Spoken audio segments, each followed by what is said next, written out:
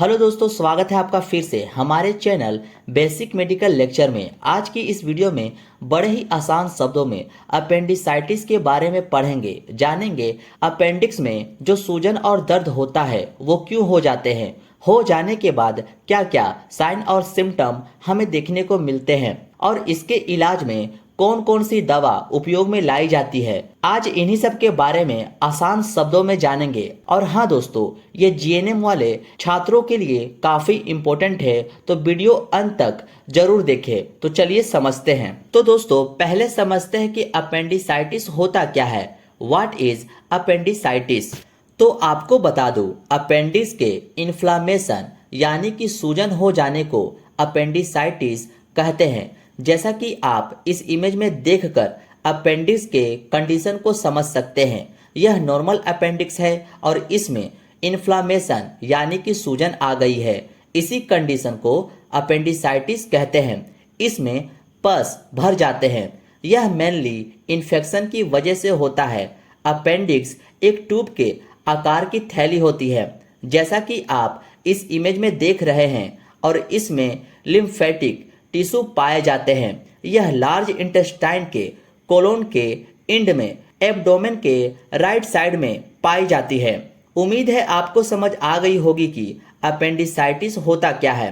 अब इसका आप स्क्रीनशॉट ले लो।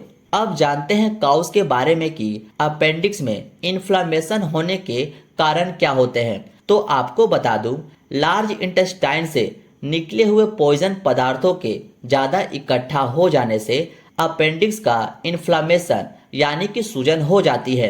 वायरस, बैक्टीरिया, पैरासाइट ये सब संक्रमणों के कारण हो सकता है, या यह तब हो सकता है जब आपकी बड़ी आंत और अपेंडिक्स को जोड़ने वाली नली मल द्वारा फंस जाती है।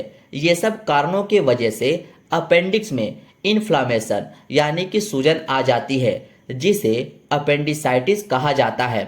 अब आप इसका भी स्क्रीनशॉट ले लीजिए।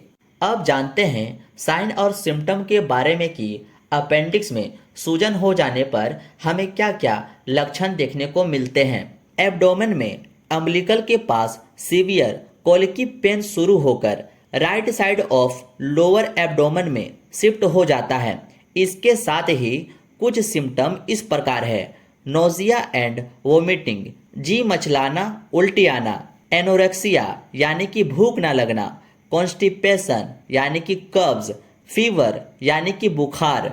ये सब लक्षण आपको अपेंडिक्स में सूजन होने के बाद देखने को मिलता है। अब दोस्तों इसका भी आप स्क्रीनशॉट ले लो, फिर जानेंगे इसमें यूज होने वाली दवाओं के बारे में। दोस्तों चूंकि अपेंडिसाइटिस का सर्जिकल रिमूवल यानी कि ऑपरेशन करके निकालना ही प्रॉपर ट्रीटमेंट है, लेकिन यदि किन्हीं कारणों से अपेंडिसाइटिस के पेशेंट का तुरंत ऑपरेशन संभव ना हो तो ऑपरेशन होने तक पेशेंट को मेडिकल ट्रीटमेंट पर रखना चाहिए। जैसे कि सुपासेप नाम की इंजेक्शन आती है, जिसका कॉम्पोजिशन सेफ्रोक्सिम 1.5 mg होता है, जिसका यूज आईवी में करते हैं। इसको सुबह शाम 5 दिनों तक लगाएं। या ऑगमेंटिंग नाम की इंजेक्शन आती है, जिसका कॉम्पोजिशन एमोक्सिसिलिन पोटेशियम क्लेवुनेट होता है, जिसका यूज आईवी में करते हैं। इसको सुबह शाम 5 से 7 दिनों तक लेना होता है। या फ्लेजिल 100 ml की इंजेक्शन आती है, जिसका कॉम्पोजिशन मेट्रोनिडाजोल 100 ml का होता है, जिसको सुबह दोपहर शाम लगाना चाहिए। इसको भी आईवी में ही लगाते हैं। दोस्तों सबका आप स्क्रीनशॉट लेते चले ताकि बाद में आपका नोट्स इजी बन पाए। नेक्स्ट जो एंटीबायोटिक है वो है मीका स्टार इंजेक्शन, जिसका कॉम्पोजिशन अमीकासिन 500 mg होता है। इसको आईवी में सुबह शाम लगाना होता है। या जेंटासिल 2 ml नाम की इंजेक्शन आती है, जिसका कॉम्पोजिशन जेंटामाइसिन 80 mg होता है। इसको भी आईवी यानी कि इंट्रावेनस में दिया जा सकता है। इसके अलावा कैप्सूल ऑगमेंटिंग 625 mg की जो होती है, जिसका कॉम्पोजिशन एमोक्सिसिलिन एंड पोटेशियम क्लेवनेट होती है।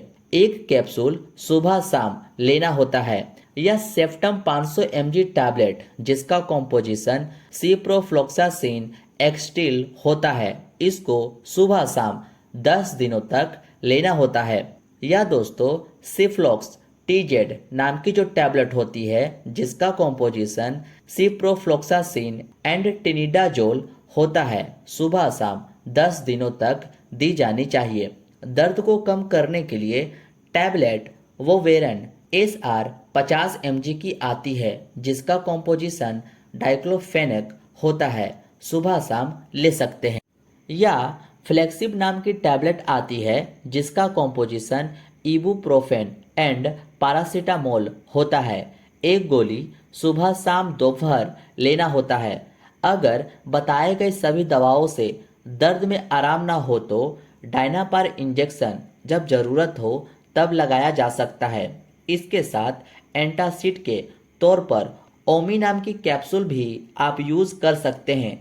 इसका एक कैप्सूल सुबह शाम भूखे पेट खाना चाहिए। या रेंटेक नाम की टैबलेट को एक गोली सुबह शाम खा सकते हैं। या दोस्तों जेलुसिन नाम की सिरप को 2 चम्मच सुबह दोपहर शाम दिया जा सकता है। ये सब दोस्तों अपेंडिसाइटिस में यूज़ होने वाली मेडिसिन है। उम्मीद है ये सब जानकारी आपके काफ़ी काम आएगी। ऐसे ही मेडिकल से जुड़ी वीडियो देखने के लिए इस चैनल को सब्सक्राइब ज़रूर कर लें। और हाँ दोस्तों ये वीडियो GNM वाले स्टूडेंट के लिए काफ़ी इम्पोर्टेंट है, तो इस वीडियो को सेव भी या डाउनलोड करके रख लें ताकि आपको नोट्स बनाने में ईजी हो। मिलते हैं आपसे अब नेक्स्ट वीडियो में।